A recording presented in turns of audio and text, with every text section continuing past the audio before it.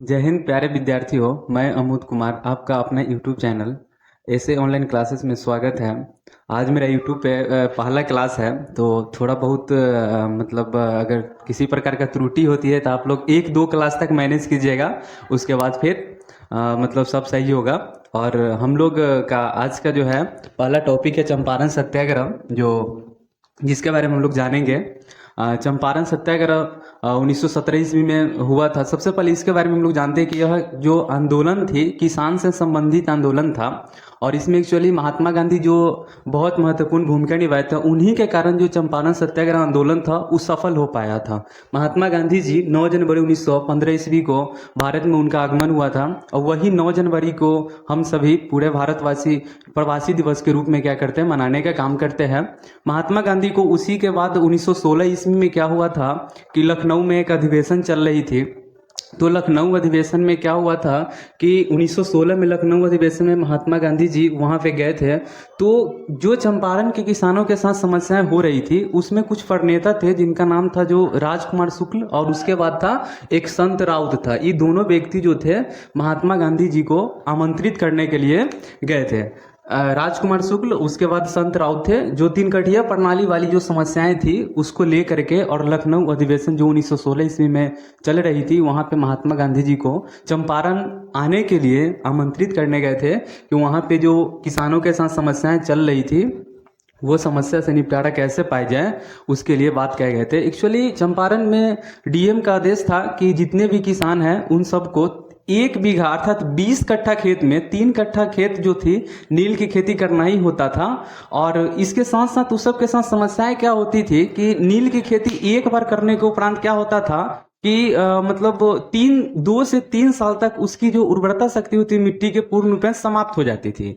किसान के साथ ये सब किसान समस्या का समाधान कर भी लेते, लेकिन बात उसके साथ क्या हुआ, तो जर्मनी में कृत्रिम तरीका से नील की जो उत्पादन की जाती थी और नील का जो बनाया जाता था, वो जो था से जो उत्पादन किसान खेत में किया करते थे, जो चंपारण के किसान सब थे वो खेत में करते थे, वो ले भी नहीं पाता था। इंग्लैंड वाले अंग्रेज जो थे ले भी नहीं पाते थे, खरीद भी नहीं पाते, जिसके कारण किसान के साथ काफी समस्याएं होती थी।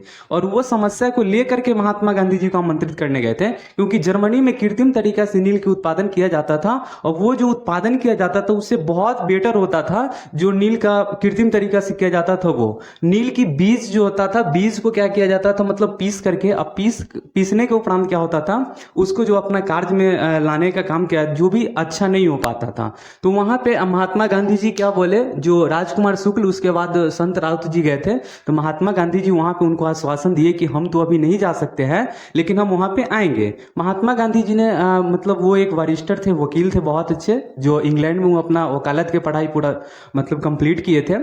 और उन्होंने क्या किए, जो उनको बोले कि हम आएंगे लेकिन अगले साल आएंगे, ऐसा उन्होंने आश्वासन दे करके और राजकुमार शुक्ल जी को भेज दिए। महात्मा गांधी जी फिर गए और उसके बाद सोचे कि अगर किसी कारणवश कानूनी संबंधी समस्याएं होती है तो हम उसको समेट लेंगे, लेकिन और अन्य अगर किसी भी प्रकार की परेशानियां आती है तो उसके लिए कुछ मेरा सहयोगी होना बहुत ही जरूरी है। जिसमें से उन्होंने सबसे पहले डॉक्टर राजेंद्र प्रसाद जी को बोले, और उनका जो आपको पता ही है कि जीरादेई में उनका क्या है घर है, तो बताए कि छपरा में जीरादेई नामक जो स्थान है वहां पे उनका घर है।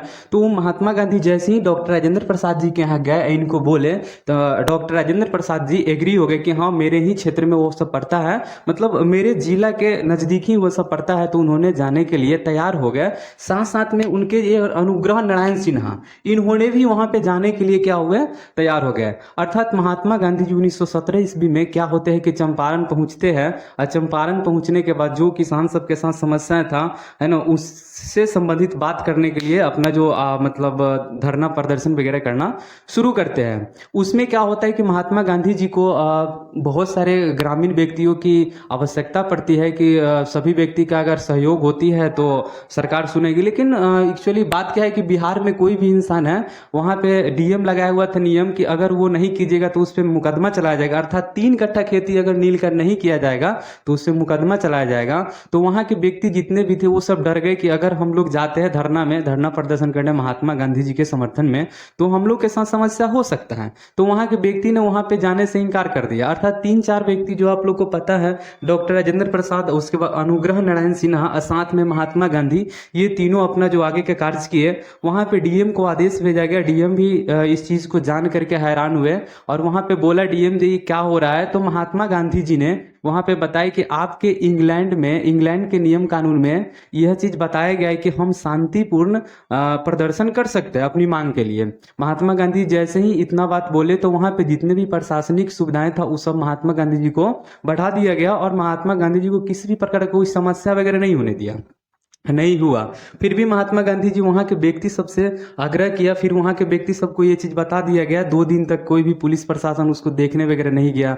तो वहां के व्यक्ति सबको ऐसा लग गया, महात्मा गांधी जी भी वहां के व्यक्ति सबसे सहयोग लेना शुरू कर दिए। अर्थात वहां के व्यक्ति सबको ये चीज के बारे में जानकारी चल चुका था कि महात्मा गांधी जी को पुलिस प्रशासन कुछ भी नहीं कर रहा है, तो हम लोग भी जाते हैं तो किसी भी किसी भी तरह के परेशानियां वगैरह नहीं होगी। और वहां के व्यक्ति जितने भी थे सभी के सभी जाकर के महात्मा गांधी को हाथ बटाना शुरू कर दिया और वहां में क्या हुआ, महात्मा गांधी जी के साथ भाग लेना शुरू कर दिया। अथक प्रयास करने के बाद डीएम को इस चीज के बारे में जानकारी मिली। महात्मा गांधी जी वहां के जितने भी ग्रामवासी सब थे उन सब से एक ही चीज मांग करते थे कि किसी भी तरीका से या किसी भी कीमत में हम लोग के साथ जो समस्याएं अर्थात 3 कठिया प्रणाली है इसको डीएम को खत्म करना ही होगा। 3 कठिया प्रणाली जो थी आप लोग को पता है 3/20 अर्थात 3 कट्ठा खेत, 20 कट्ठा खेत में 3 कट्ठा नील की खेती करना होता था, तो उसको खत्म करना ही है। महात्मा गांधी जी का कहना था। हालांकि वहां के व्यक्ति सब बढ़ चढ़ करके बहुत ज्यादा भाग लिए, है ना। अंततः वहां पे डीएम को खत्म करना पड़ा। हालांकि वहां पे महात्मा गांधी जी के साथ हमला भी हुआ था। जो एक व्यक्ति का नाम था बत्तख मियाँ करके, बत्तख मियाँ, इन्होंने महात्मा गांधी को बचाने का काम किए थे। बत्तख मियाँ जो थे महात्मा गांधी को बचाने का काम किए। महात्मा गांधी का यह सत्याग्रह जो था सो सफल रहा। और तो प्यारे विद्यार्थियों, ये हमारे बड़े भैया हुए अमोद सर, इनका पहला वीडियो था वो आज आप लोग को जो पढ़ाई इन्होंने चंपारण सत्याग्रह। तो आप लोग उम्मीद करेंगे कि चंपारण सत्याग्रह में कोई दिक्कत ना हुआ होगा। और ये इनकी पहली वीडियो थे, मतलब यूट्यूब पे इनकी पहली वीडियो रहेगी और इनको बोलने में थोड़ा बहुत मतलब फर्स्ट वीडियो तो जब मैं कर तो मान लीजिए कि आप हजारों बच्चों के बीच में अब चले जाएंगे और आपको माइक पकड़ा दे, तो फिर माइक पकड़ाएंगे तो आपको थोड़ा बहुत उस समय दिक्कत होबे करेगा ना। तो धीरे धीरे सब समय के साथ ठीक हो जाएगा। ये इनका पहला वीडियो था। अगर आप लोग को अच्छा लगा होगा तो आप इसको वीडियो को लाइक कर दीजिएगा, चैनल को सब्सक्राइब कर दीजिएगा और अपने सभी दोस्तों के साथ जो नए बैच 2026 के लिए तैयारी करेंगे, चाहे जो विद्यार्थी एग्जाम देने वाले हैं, उन सभी विद्यार्थियों के लिए भी यह टॉपिक महत्वपूर्ण थे, तो उन सभी के पास आप इसको शेयर कर दीजिएगा। और ऑब्जेक्टिव के लिए हाँ देगा थोड़ा सा काफी बेटर है जी विद्यार्थियों। लिखा है इसे पूछता ही है 9 जनवरी 1915 में, जो 9 जनवरी को हम लोग पता ही है, बता दिए प्रवासी दिवस के रूप में मनाते हैं। और शायद आप लोग ये टॉपिक से अगर अवगत भी रहे होंगे तो उन्होंने सहयोग में उनको गए थे, डॉक्टर राजेंद्र प्रसाद और अनुग्रह नारायण सिन्हा गए थे और उनके साथ हमला भी हुआ था। तो ये चीज के बारे में अगर जानकारी नहीं रहा होगा तो देख लीजिएगा, हाँ, इनको बचाने का। तो चलिए विद्यार्थियों, हम लोग मिलेंगे नए वीडियो के साथ। तब तक के लिए आप सभी को जय हिंद।